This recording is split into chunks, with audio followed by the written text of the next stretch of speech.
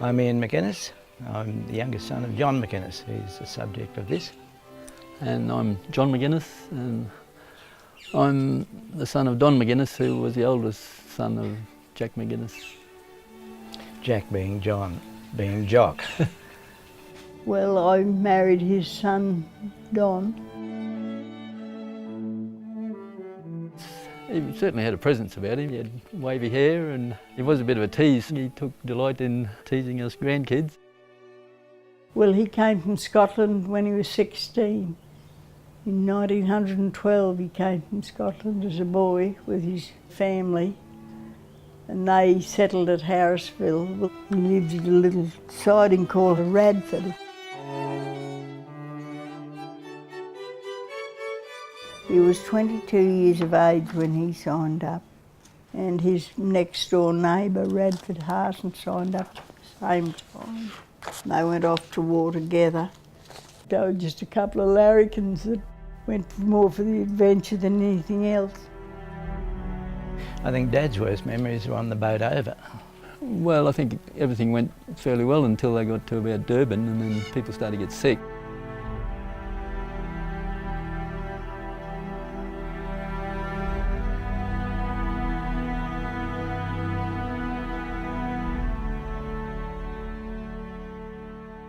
It was an enormous pandemic after that First World War, I understand. I think there was more people died of the Spanish flu than were killed in the war, really. This is the diary that Pa kept. You can tell that he became a little bit more panicky when people started to die on the boat. Woke up and still in Cape Town and being filled with fresh water from a tug till 1 o'clock. Got a copy of Cape Times in the morning. The war news is very good, but the Spanish influenza is still raging. 250 persons were buried yesterday in Cape Town, and it is just as bad in the country. All business places are closed. October the 11th, word this evening that a soldier has died in the hospital, a corporal belonging to one of the New South Wales Company. October the 16th. First thing today was the burial service at 7 a.m. The engines were stopped as the services were being conducted.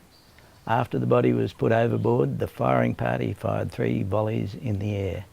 Sick parade at 4:30 was crowded. Every second one is sick.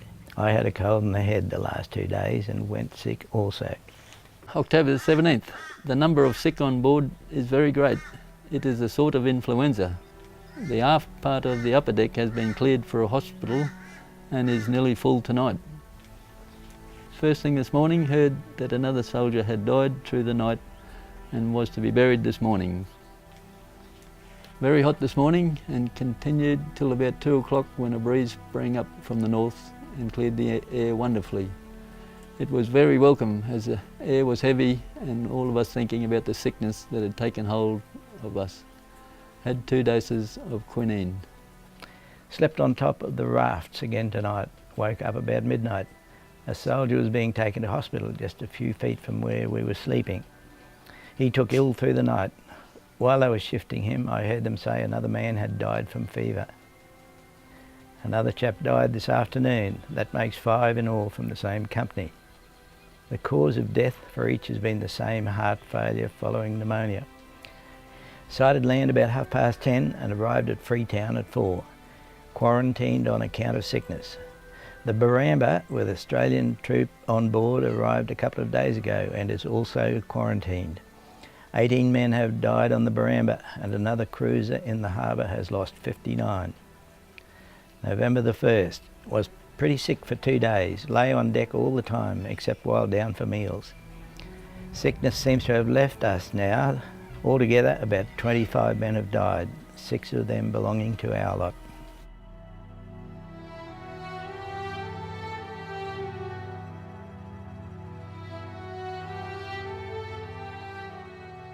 This is a book written by Radford Harson.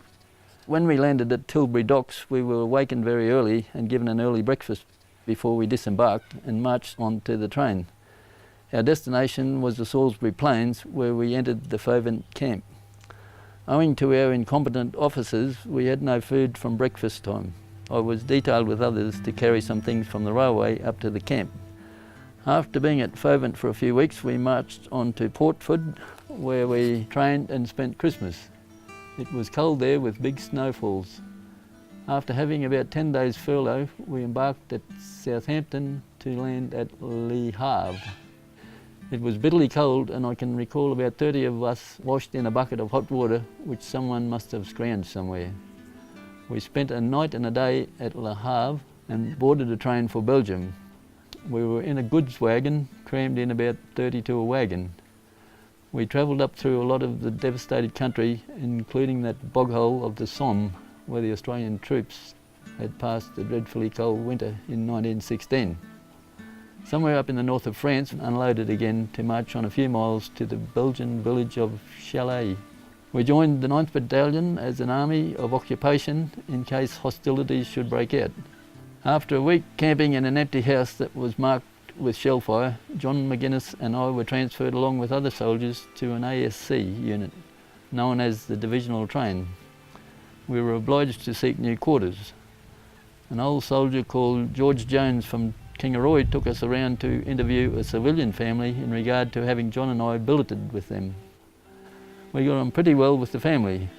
We did not eat there, but went to a house in the Rue de Jardins where we ate with others in a general mess.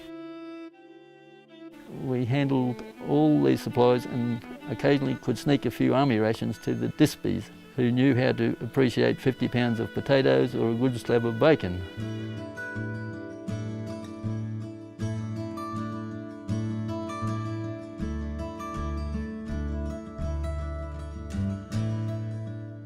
After he came back from the war, he worked on the farm at Harrisville with his brothers. When the settlement started in the Burnett, they came up here looking for land. He and his brother Huey. Pa was 26 when he came to Mondo, and Huey was only 16. They got off the train down there and all they had was a cart and a horse. They unloaded the horse and cart there and ventured forth to A Camp, I guess, where everyone came to in Mondo in those days, and then went about looking around the district for some land to select. And then he selected a block out towards Moonford on the Three Moon Creek. He was with Ivor Harsent, I think. He didn't like this. He said, "Jock," he said, "what do you want that for? It won't even grow trees," because there were no trees on these flats because of the floods that used to periodically wipe things out, I imagine. But Dad might have thought that maybe he didn't have to clear the country. They used to get their provisions from Kenya Station because there was nothing in Mondo then. The train didn't come to Mondo till 1928, so up till then. They used to buy meat up at Kenya Station.